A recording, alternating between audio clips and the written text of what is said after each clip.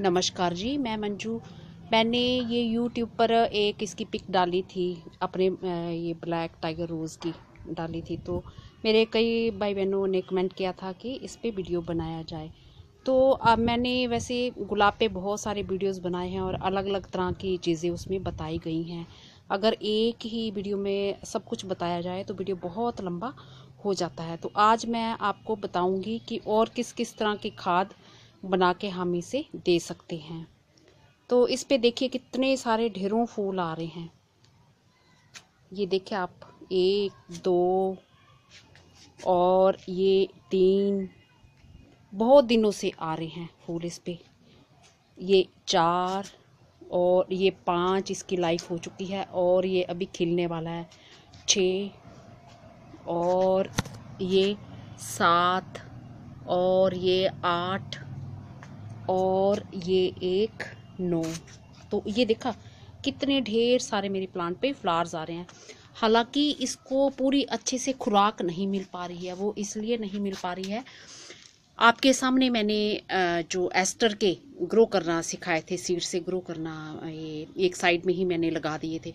तो इतने ढेर सारे प्लांट्स अभी इसमें बचे हुए हैं। काफ़ी सारे तो मैंने ट्रांसप्लांट कर दिए, काफ़ी सारे बांट भी दिए लंबे टाइम के बाद, जैसे बांटे और ये ट्रांसप्लांट किए। तो अभी खूब सारे इसमें हैं। और दूसरी बात ये है कि जैसे ये पिटूनिया, ये अपने आप ही कुछ दिन पहले निकल आया हुआ है। तो पिटूनिया जो है ये बहुत सारे न्यूट्रिएंट्स जो है मिट्टी से ले लेता है। और ये कुछ पौध जो छोटी छोटी ये भी है अभी लगी हुई है एस्टर की, क्योंकि बहुत सारे पौधे हैं, खाना बराबर नहीं मिल रहा है। तो इसलिए फिर किसी की ग्रोथ होती है, किसी की नहीं। तो उसके बावजूद भी मेरे गुलाब पे देखिए ढेरों फ्लावर्स आ रहे हैं। तो हम क्या करते हैं कि जो गुलाब के पौधे पे छोटा सा ये पोट है, 12 इंची का पोट है। अगर अलग इसके सकर्स भी निकले हों तो वो भी बहुत सारे जो खुराक ले लेते हैं, प्लांट को बढ़ने नहीं देते हैं। और ये घास फूस, इसको घास फूस ही मान के चलिए। जो एक्स्ट्रा प्लांट्स होते हैं उनको निकाल देना चाहिए। बट मुझे लालच रहा, चलो जितने खिलते हैं खिलने दें। तो आप ऐसे इस तरह से ग्रो ना करें और अलग चीज़ में ग्रो कर सकते हैं। तो आज मैं बताऊंगी कि इसमें किस तरह की हमने खाद देनी है अपने प्लांट्स में। तो ये पौधा तो आपने मेरा ये देख ही लिया, फूलों से भरा पड़ा है। और इस पे जो है न्यू न्यू ग्रोथ भी अभी आ रही है और उस पे भी फ्लावर बर्ड्स आ रही हैं। ये देखिए न्यू ग्रोथ आ रही है और इस पे भी ये फ्लावर बर्ड ये बन रही है। तो इस पे जो मैंने खाद बनाई है इसके लिए तैयार की है, मैं पहले भी कई बारी बता चुकी हूँ। आज फिर मैं आपको बताऊंगी। मैंने 20 दिसंबर को वीडियो नंबर 890 बनाया था। उसमें मैंने ये बताया था इसमें कि राख का इस्तेमाल कैसे करना है और उसके साथ साथ कुछ और चीज़ों का भी मैंने इस्तेमाल बताया था।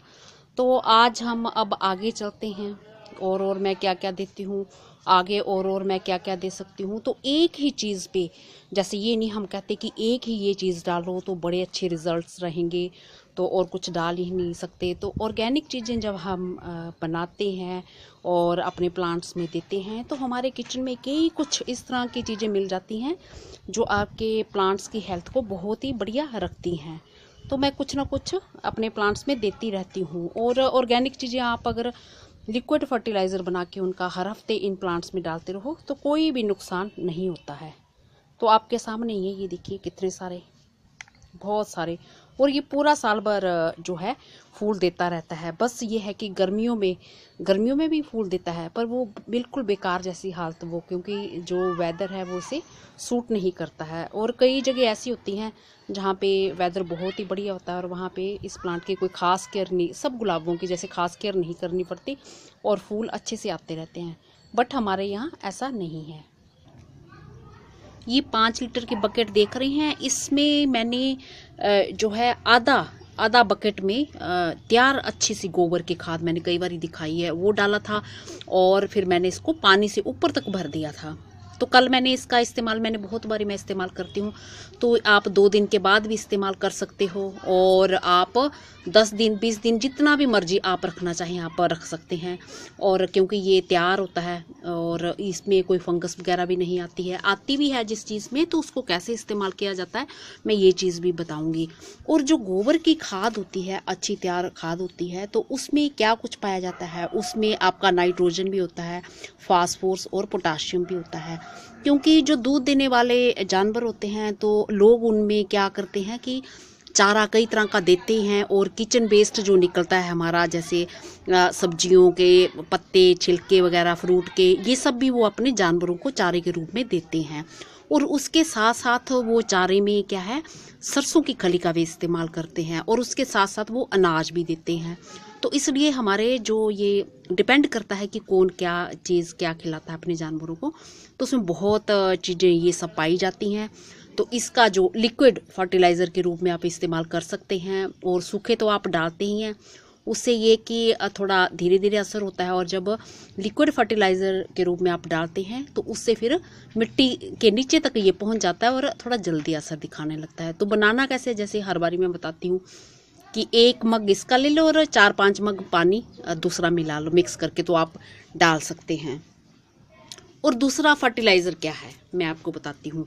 अगर आप इसमें देना चाहते हैं, इसको देना चाहते हैं, तो इसके साथ भी मिला सकते हैं, अलग से भी मिला सकते हैं। तो इसका इस्तेमाल मैंने कल अपने प्लांट्स में किया, तो ये एक चीज़ हो गई।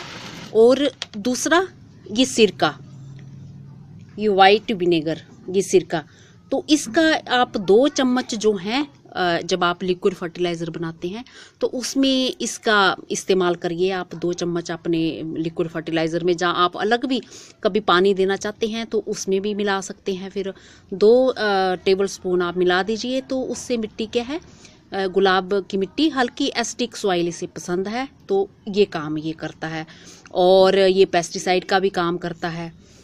तीसरा जो मैंने एक फर्टिलाइज़र तैयार किया है, वो भी मैंने आपको बताया, ये मैंने तैयार किया। ये मैंने आज मैं इसका इस्तेमाल करने वाली थी, बट फिर मैंने सोचा कि आपके साथ शेयर करूं। मेरे भाई बहनों को ये बहुत ये चिंता सताती है कि उनके प्लांट्स में फंगस लगी। आज तक मेरे प्लांट्स में ऐसी कोई प्रॉब्लम नहीं आई है। और जब हम किसी चीज़ का फर्टिलाइज़र वगैरह बनाते हैं, जब वो डिकम्पोज नहीं होता है, तो जो फंगस है ये सब काम जो डिकम्पोज करने का काम करती है, तो मैं आपको बताती हूँ। ये देखो फंगस, कितनी फंगस इस पे आ गई है, लेयर आ गई है इस पे। अगर तो मैं इसको रोज़ हिलाती तो ये रोज़ घुलती जाती और बीच में रहती और मुझे दिखती नहीं, ऐसी लेयर नहीं जमती। बट मैंने इसे हिलाया नहीं है, ये देखिए, और नीचे बिल्कुल साफ ये पानी। तो मैंने ये फर्टिलाइज़र किसका बनाया है, ये मैंने केले का बनाया है। 4 केले मैंने लिए हैं और उनको मिक्सी में पीस लिया, छिलके के साथ पीस लिया, और इस जार में फिर मैंने ये भर दिया। तो ये सॉलिड वाला ये है, ये चीज़ ये ऊपर तैर जाती है, और फिर पानी बाकी मिला दिया। तो अगर आपको जैसे ये आपने इस्तेमाल करना है, ये मैंने बनाया था आज कितनी 15 तारीख है, तो ये मैंने मेरे ख्याल से मैंने डेट नोट नहीं की, अभी मेरे को भूल गया। आज इसको बनाए हुए 8 दिन हुए हैं, 8-9 दिन। तो ये जो फंगस है, ये जब हिलाते नहीं है, जैसे ये ऊपर आ जाती है, तो आप ये फंगस को ये ऐसे इस तरह से निकाल सकते हैं। ये निकाल के इसको भी फेंकना नहीं है, इसको जो आप कंपोस्ट वगैरह बना रहे हैं उसमें इस्तेमाल करिए, उसमें डाल दीजिए। ये ऐसे इस तरह से, ये देखा ऊपर और नीचे का जो ये पानी है साफ, ये ऐसे लीजिए। और मैं अपने प्लांट में कैसे इस्तेमाल करूँगी, ये ऐसे इसको पूरा मिक्स कर लीजिए। ये मिक्स कर लिया मैंने, और इसको मैं अपनी जो कंपोस्ट बना रही हूँ उसमें डालूंगी।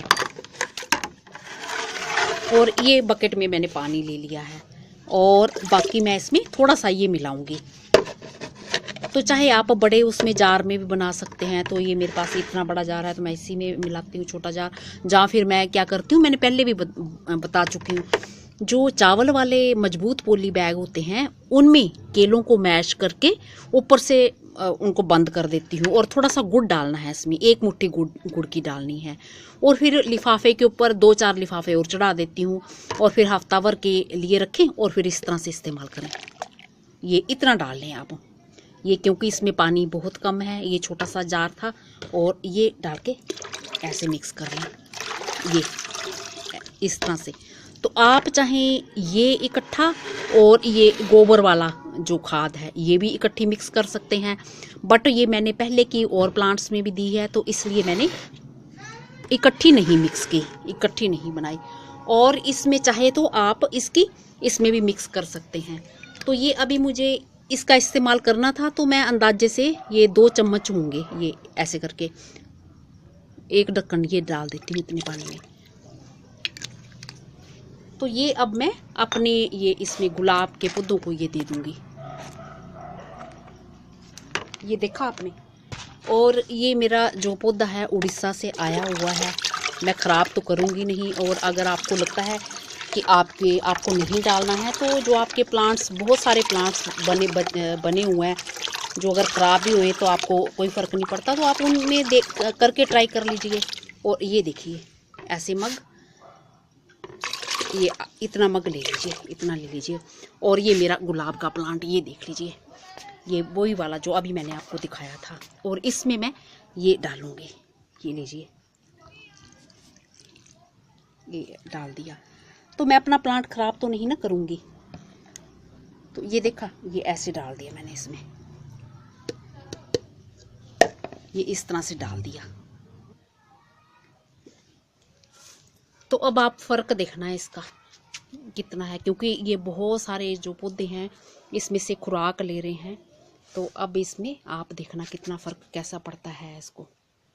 और ये प्लांट देख लिया ना आपने अच्छे से कि ये इसमें, ये देखिए इस तरफ से ये दे रही हूँ, ये फूल भरे पड़े हैं, ये खाली जगह बचती है तो इधर से ये डाल देती हूँ। तो 1 मग के करीब आप दे सकते हैं ये। तो ये बहुत ही अच्छा और बढ़िया ये काम करता है और ढेरों गुलाब आपके पौधे पे आएंगे। और बहुत दिनों से आ रहे हैं मेरे, और भी गुलाबों पे खूब सारे आ रहे हैं। तो ये देखा आपने। बाकी मैं इस जार को अब बंद कर दूंगी और बाकी वाला फर्टिलाइज़र दूसरे प्लांट्स में भी दूंगी। ये मेरा एक और प्लांट है, इस पर भी खूब सारे ये फ्लावर बर्ड्स आए हैं। और इसकी पत्तियों पे मैंने बताया था ना, राख मैंने स्प्रिंकल की हुई है ताकि कीड़े ना लगे। ढेर सारे फ्लावर बर्ड्स आए हुए हैं, ये देखा आपने। ये चलिए मैं ये नहीं दिखाती हूँ, मैं एक चीज़ और बताती हूँ, और भी उस तरफ भी आए हुए हैं। तो एक चीज़ वो जो ज़रूरी बतानी है वो मैं ये बताती हूँ कि क्या करना है। अगर तो आपके प्लांट के आसपास से ये सकर्स निकले हैं जिन पे की ग्राफ्टिंग की होती है तो उसे काट देना है। और ये गुड़ाई अपनी, ये मिट्टी को इस तरह से ये करना है, ये ऐसे गुड़ाई करनी है। अगर तो केंचुए हैं तब करने की कोई ज़रूरत नहीं है, केंचुए सब काम अपने आप ही कर देते हैं। तो ये गुड़ाई इसलिए करनी है ताकि आपकी जो गुलाब की जड़ों को है वो ऑक्सीजन मिल सके। और ये जो घास फूस है ये ऐसे निकाल देने हैं, ये सब निकाल देने हैं, घास फूस ये निकाल देना है। ये एनर्जी पूरी लेते रहते हैं और प्लांट तक फिर पहुंचने नहीं देते हैं, ज़्यादा मिल नहीं पाता है। तो इस तरह से ये चारों तरफ से इसकी गुड़ाई कर देनी है ऐसे। और जब आप गुड़ाई करते हैं तो अपने पौधे को फिर आप जो 2 दिन पानी ना दें इसमें, क्योंकि जब हम पानी देते हैं तो मिट्टी फिर सेट हो जाती है और जो ऑक्सीजन है फिर वो ठीक से मिल नहीं पाती है। तो ये गुड़ाई करने का यही मतलब होता है ऐसे। तो अगर पोट में आपने लगाया है, छोटे पोट में लगे हैं और आपको लग रहा है कि 2 दिन धूप में मिट्टी आपकी ड्राई हो जाएगी ज़्यादा, तो फिर आप 2 दिन थोड़ी छाया वाली जगह में भी रख सकते हैं। इस तरह से ये पौधों की हेल्थ के लिए बहुत ही बढ़िया होता है। ये ऐसे घास फूस ये निकाल देने हैं।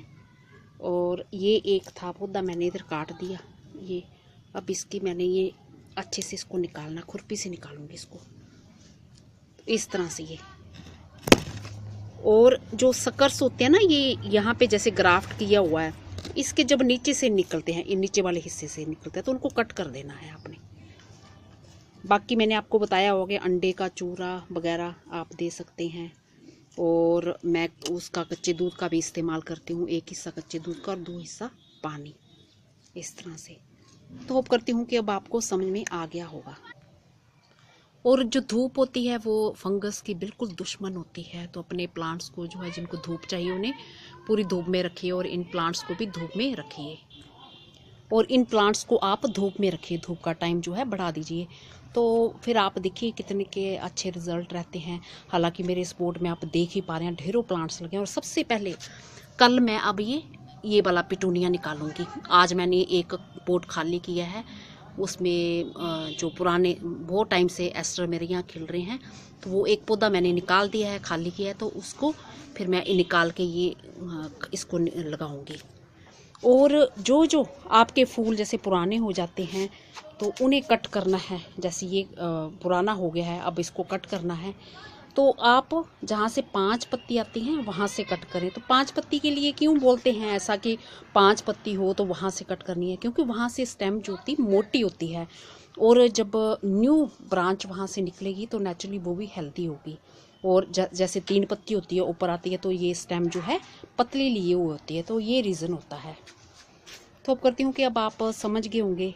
और मेरे बहन भाई, जो मैंने बहुत सारे वीडियोज़ गुलाब पे बना रखे हुए हैं, और इस तरह से मेरे तरीके से वो केयर कर सकते हैं। नमस्ते जी। अगर मैं कुछ भूल गई होंगी तो आप मुझसे पूछ सकते हैं। ये जो पौधे हैं ना, ये मैंने वीडियो बनाने से पहले अभी इसको मैंने धोया है, क्योंकि इस पे मैंने पूरे राख स्प्रिंकल की हुई थी इनकी पत्तियों पे। तो अभी भी राख चिपकी हुई है ये, तो इसलिए ये ऐसा दिख रहा है।